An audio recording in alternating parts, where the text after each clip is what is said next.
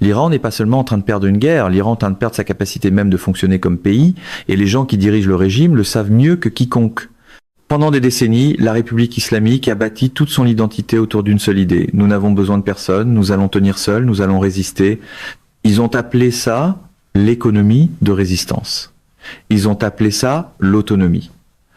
Ils ont dit à leur propre peuple, ils ont dit au monde qu'aucune sanction, aucune pression, aucun isolement ne mettrait jamais l'Iran à genoux. Et c'était le fondement de leur pouvoir. C'était l'histoire qu'ils ont vendue pour garder le contrôle sur 90 millions de personnes. Cette histoire est maintenant en train de s'effondrer en temps réel. Parce que, pas plus tard qu'hier, le ministre iranien des Affaires étrangères a fait quelque chose qui aurait été impensable dans l'ancien manuel de la République islamique. Il a pris l'avion, il s'est rendu en Russie, il s'est assis avec Vladimir Poutine, et il a supplié pour obtenir de l'aide. Le même Poutine qui n'arrive même pas à protéger ses propres raffineries de pétrole à l'intérieur de son propre pays. La même Russie qui est actuellement embourbée dans une guerre d'usure en Ukraine, sans fin en vue. C'est vers lui que l'Iran se tourne maintenant. Voilà à quel point la situation est devenue désespérée à l'intérieur de la République islamique. Et avant même d'entrer dans ce qui s'est passé pendant cette rencontre, regardez ce que le président Trump a publié ce matin même. Trump a dit que l'Iran nous a informé qu'il est dans un état d'effondrement. Il veut que nous ouvrions le détroit d'Ormuz dès que possible, pendant qu'il tente de régler sa position au sein du leadership. Ce ne sont pas les mots d'un pays qui tient bon, ce sont les mots d'un gouvernement qui manque de temps et qui manque d'options. Maintenant, quand Trump parle d'état d'effondrement, il parle précisément de la situation économique de l'Iran et du blocus naval américain qui étrangle en ce moment l'économie iranienne de l'extérieur. Ce blocus est en place depuis le 13 avril. Cela signifie qu'il est actif depuis plus de 2 semaines. Et pendant ces 2 semaines, l'Iran n'a pas été capable de mener un commerce normal, pas une seule exportation qui sort, pas une seule importation qui entre. L'artère économique vitale de la République islamique a été complètement coupée. Et nous avons maintenant des images satellites qui le prouvent. Les ports iraniens se remplissent. Des navires chargent dans les eaux iraniennes, ils traversent le détroit d'Ormuz, ils entrent dans le golfe d'Oman. Et ensuite ils s'arrêtent parce que juste à la frontière entre le golfe d'Oman et la mer d'Arabie, la marine américaine les attend. Et aucun pétrolier n'a réussi à franchir ce blocus, pas un seul. La firme mondiale de recherche Kepler, qui fournit des données à de grandes compagnies pétrolières partout dans le monde, l'a confirmé. Elle a dit ne pas avoir observé un seul pétrolier réussir à contourner le blocus américain dans la région du golfe d'Oman. Chaque navire qui tente sa chance reçoit un message radio de la marine américaine et chacun d'eux fait demi-tour. C'est important à comprendre parce qu'il y a eu beaucoup de confusion et beaucoup de désinformation sur la façon dont ce blocus fonctionne réellement. Le blocus n'est pas sur le détroit d'Ormuz lui-même. Les navires peuvent entrer dans les ports iraniens. Les navires peuvent traverser le détroit, mais au moment où ils tentent d'aller au-delà du golfe d'Oman vers l'océan ouvert, c'est là que la marine américaine les arrête. Donc quand vous voyez un rapport disant qu'un pétrolier iranien vient de traverser le détroit d'Ormuz, ça ne veut rien dire. Ce pétrolier est toujours coincé. Il flotte simplement dans le golfe d'Oman, sans nulle part où aller. Et c'est ce qui tue l'économie iranienne dans 2 directions en même temps. D'un côté, l'Iran ne peut pas exporter de pétrole. Les exportations de pétrole étaient la principale source de revenus du régime. Sans ces revenus, le gouvernement ne peut pas payer ses factures, ne peut pas payer son armée, ne peut pas payer ses forces de sécurité. De l'autre côté, l'Iran ne peut pas importer les biens dont il a besoin. Une grande partie de l'approvisionnement alimentaire de l'Iran dépendait des importations. Cette nourriture n'entre plus, les prix montent, les tablettes se vident. Et la population iranienne, qui souffrait déjà avant le début de cette guerre, est maintenant comprimée encore plus durement. Et les responsables iraniens, à l'intérieur du régime, savent exactement ce que cela signifie. Selon un nouveau rapport interne, le Conseil suprême de sécurité nationale de l'Iran a tenu une réunion pas plus tard qu'hier, précisément pour répondre à la peur grandissante d'un retour des manifestations en Iran. La réunion a été convoquée après que des rapports de renseignement et des évaluations internes eurent averti qu'une nouvelle vague de troubles pourrait arriver dans les prochains jours. Les responsables à l'intérieur du régime ont identifié les principaux déclencheurs, la hausse des prix, le chômage, les dommages aux industries pétrochimiques et sidérurgiques. Ils se sont avertis mutuellement, dans cette salle fermée, que l'économie iranienne pourrait ne pas survivre plus de 6 à 8 semaines de ce blocus naval. Maintenant, il vaut la peine de souligner que cette estimation vient du côté iranien. Elle sera donc déjà plus optimiste que la réalité lorsque les gens qui dirigent le pays se disent derrière des portes closes qu'ils ont 6 à 8 semaines. Le chiffre réel est probablement pire que ça. Et puis il y a la situation du stockage du pétrole qui est un problème distinct par-dessus tout le reste. Kepler a estimé que la capacité disponible de stockage pétrolier inutilisé de l'Iran sera épuisée quelque part entre 12 et 22 jours à partir de maintenant. Ils ne peuvent pas donner un chiffre exact parce que l'Iran n'est pas transparent sur ce qu'il a réellement. Mais selon tout ce que l'on sait de la situation du stockage iranien avant le début de cette guerre, Kepler croit que 22 jours est l'extrémité optimiste de la fourchette. Le calendrier réaliste est probablement plus court, mais le blocus et le stockage du pétrole ne sont même pas les seules choses qui détruisent l'Iran de l'intérieur en ce moment. Il y a une autre crise qui se produit simultanément et dont presque personne ne parle. L'Internet iranien est coupé depuis plus de 2 mois.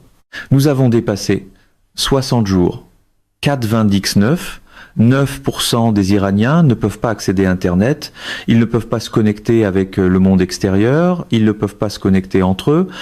C'est plus de 90 millions de personnes coupées du reste de l'humanité par leur propre gouvernement. Et selon des responsables iraniens de la sécurité à l'intérieur du régime, cette coupure d'Internet a laissé environ 20% de la main-d'œuvre effectivement au chômage. Les gens qui travaillent en ligne, les travailleurs autonomes, les propriétaires de petites entreprises, tous ceux dont le gagne-pain dépendait du fait d'être connectés, ils sont maintenant incapables de travailler. Cela se traduit par environ 2 millions de personnes supplémentaires qui perdent leurs revenus dans le seul secteur privé. Le régime a choisi de faire cela à son propre peuple. Ils ont coupé Internet, pas à cause de quoi que ce soit que le monde extérieur aurait fait. Ils l'ont fait parce qu'ils sont terrifiés par leur propre population. Ils savent que si les Iraniens peuvent communiquer entre eux et se connecter avec le reste du monde, les manifestations vont reprendre et le régime ne peut pas se le permettre. Ils sont passés dangereusement près de perdre le pouvoir pendant la manifestation de janvier. Ils sont passés à quelques jours d'un effondrement complet du contrôle. Cette expérience leur a fait tellement peur qu'ils sont maintenant prêts à détruire leur propre économie, à couper leur propre peuple, à tout sacrifier seulement pour maintenir leur emprise sur le pouvoir pendant quelques semaines ou quelques mois de plus. Les agences de sécurité réunies à Téhéran sont arrivées à une conclusion qui devrait terrifier le régime.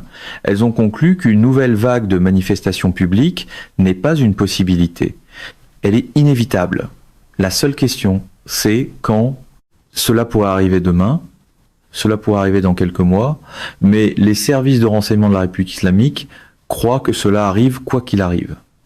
Et cette incertitude, le fait de ne pas connaître le moment exact, est ce qui alimente la panique au sommet du régime en ce moment. Voilà le contexte derrière le voyage du ministre iranien des Affaires étrangères en Russie. Voilà pourquoi il s'est envolé vers Saint-Pétersbourg pour s'asseoir en face de Poutine. L'Iran cherche désespérément toute bouée de sauvetage qu'il peut trouver, tout partenaire prêt à l'aider, toute option qui donne plus de temps au régime. Et voici ce qui rend ce voyage presque sombrement drôle. Avant même que la rencontre commence, les responsables iraniens ont senti le besoin de clarifier publiquement qu'ils n'allaient pas en Russie pour demander la charité. Ils ont publié une déclaration.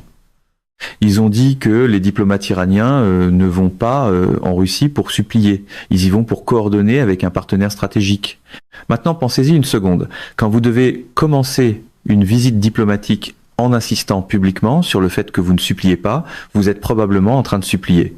Le problème plus profond ici, c'est que l'Iran estime que la Russie n'a pas fait sa part. Et du point de vue de l'Iran, il y a un vrai argument. Quand Poutine a lancé son invasion de l'Ukraine, l'Iran s'est engagé de manière majeure. L'Iran a fourni à la Russie des drones Shahed, l'Iran a fourni des missiles balistiques, l'Iran a même envoyé des ingénieurs iraniens en territoire russe pour aider à construire des usines de drones qui produisent maintenant des drones Shahed à l'intérieur même de la Russie. L'Iran a donné à la Russie une aide réelle et substantielle à un moment critique. Et maintenant, alors que c'est l'Iran qui fait face à une crise existentielle, la Russie n'a pas été capable de rendre l'appareil à la même échelle. Cela ne veut pas dire que la Russie n'a rien fait. Des satellites russes sont passés au-dessus de bases militaires américaines et ont transmis des coordonnées à l'Iran pour que des drones iraniens puissent frapper avec plus de précision. C'est une aide réelle. Mais Poutine est déjà étiré à la limite en Ukraine. Il n'a pas la marge de manœuvre pour donner à l'Iran ce dont l'Iran a réellement besoin en ce moment. Et donc, la rencontre à Saint-Pétersbourg a duré 2 heures derrière des portes closes. Et nous ne savons pas exactement ce qui a été dit. Ce que nous savons, c'est que le chef des services de sécurité russes était présent à cette rencontre. C'est important. Ce n'est pas un détail que l'on inclut dans une séance de coordination diplomatique de routine. Cela suggère que l'Iran et la Russie discutaient de plans d'urgence. Que se passe-t-il si la guerre reprend? Que se passe-t-il ensuite? Nous le découvrirons selon ce que la Russie fera réellement dans les prochains jours et les prochaines semaines. Parce que les déclarations qui sortent de ces rencontres sont presque toujours insignifiantes. Ce qui compte, c'est le comportement. Pendant ce temps, l'Iran a envoyé aux États-Unis une proposition de paix que les États-Unis ont immédiatement rejetée. La proposition iranienne était essentiellement celle-ci. Rouvrons le détroit d'Ormuz, mettons fin au blocus, puis parlons de la question nucléaire plus tard. Du point de vue de Washington, cette proposition n'avait aucun sens. Le programme nucléaire est toute la raison pour laquelle ce conflit a commencé. Les États-Unis n'ont aucun intérêt à donner une bouée de sauvetage à l'Iran, à lever la pression, puis à espérer que l'Iran négociera sur le nucléaire de bonne foi. C'est pas un accord. C'est une capitulation avant même que la négociation commence. Le secrétaire d'État Marco Rubio a donné sa première entrevue depuis le cessez-le-feu et on lui a demandé directement quel était le principal obstacle à un accord. Il a dit que le pays est dirigé par des religieux radicaux, ce qui est un problème. Mais le problème encore plus grand en ce moment, c'est que l'Iran est profondément fracturé à l'interne. La direction est divisée. Certains comprennent qu'ils doivent réellement diriger un pays et une économie. D'autres sont purement motivés par l'idéologie et la théologie et n'ont aucun intérêt pour le compromis. Et ces deux factions ne peuvent pas s'entendre sur ce qu'il faut faire ensuite. On a aussi demandé à Rubio si le guide suprême est même encore vivant. La réponse était révélatrice. Il a dit qu'ils ont des indications qu'il est vivant. L'Iran affirme qu'il l'est, mais il n'y a aucune preuve qu'il démontre d'une manière ou d'une autre. Et il y a de grandes questions sans réponse. Le nouveau guide suprême a-t-il la même autorité que son père avait? A-t-il les titres religieux? Est-il réellement celui qui prend les décisions ou est-ce que quelqu'un d'autre contrôle les choses derrière les coulisses? Personne à Washington ne le sait. Et d'après les signaux contradictoires qui sortent de Téhéran, il semble que personne à l'intérieur de l'Iran ne le sache pleinement non plus. Le signal le plus clair sur le statut du guide suprême est en fait venu de Poutine lui-même. Pendant sa rencontre avec le ministre iranien des Affaires étrangères, Poutine a dit publiquement qu'il voulait transmettre son appréciation au guide suprême pour son message et ses meilleurs vœux de bonne santé. Cette formulation est très précise. Poutine n'a pas dit de le remercier pour l'appel, il n'a pas dit de le remercier pour la conversation, il a dit de transmettre son appréciation pour son message. Cela ressemble à une lettre écrite. Et une lettre écrite peut être produite par n'importe qui. N'importe qui peut écrire un message et le signer avec le nom du guide suprême. Ce n'est pas la même chose qu'un appel téléphonique ou une apparition vidéo. Le guide suprême n'est toujours pas apparu publiquement et tant qu'il ne le fera pas, les questions sur son état réel ne disparaîtront pas. On a aussi posé à Rubio une question directe. Croyez-vous que l'Iran est sérieux dans sa volonté de conclure un accord? Sa réponse était précise. Il a dit que l'Iran est sérieux dans sa volonté de se sortir du pétrin dans lequel il se trouve. C'est pas la même chose qu'être sérieux à propos d'un véritable accord de paix. L'Iran veut du soulagement. L'Iran veut la levée du blocus. L'Iran veut survivre. Mais savoir s'il est prêt à abandonner son programme nucléaire pour obtenir ce soulagement, c'est une question complètement différente. Et d'après tout ce que nous avons vu jusqu'ici, la réponse à cette question reste incertaine. Ce qui n'est pas incertain, c'est la direction que prend l'Iran en ce moment. La moitié des missiles disparus, les usines de drones détruites, la marine anéantie, L'économie étranglée par un blocus naval, Internet coupé, la population de plus en plus en colère chaque jour, des manifestations inévitables selon les propres évaluations internes du régime, le ministre des Affaires étrangères qui s'envole vers la Russie dans une mission de supplication, et un guide suprême qui n'est pas apparu en public et dont le statut demeure officiellement incertain. La République islamique s'est bâtie sur l'idée qu'elle ne tomberait jamais, qu'elle n'aurait jamais besoin d'aide, qu'elle tiendrait seule face au monde et survivrait. Cette idée n'est pas seulement remise en question en ce moment. Cette idée est en train d'être systématiquement démantelée morceau par morceau, en temps réel, et les gens qui dirigent le régime peuvent le voir se produire. C'est pourquoi ils paniquent. C'est pourquoi ils envoient des propositions à Washington, s'envolent vers Moscou, tiennent des réunions de sécurité d'urgence et calculent désespérément combien de semaines il leur reste avant que les rues de Téhéran leur donnent elles-mêmes la réponse. Mesdames et messieurs, notre émission d'aujourd'hui s'arrête ici. Nous vous invitons à partager votre avis personnel dans la section des commentaires ci-dessous. Perspective politique vous salue et vous donne rendez-vous très bientôt.